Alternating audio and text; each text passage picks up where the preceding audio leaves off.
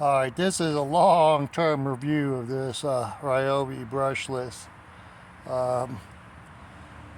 hammer drill. I've had it now at the shop for a good long time now, and it's great. That's all we can tell you, is that it really filled a niche that Ryobi didn't have.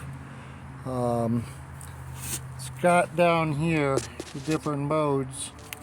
So it's got like 1, 2, 3, and normally speaking I just keep it on full blast unless you're trying to do something delicate.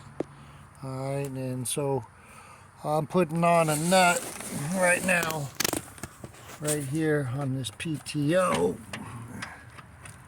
And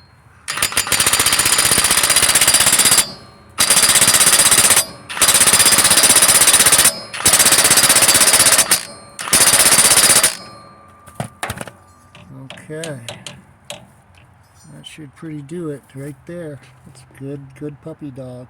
She works good.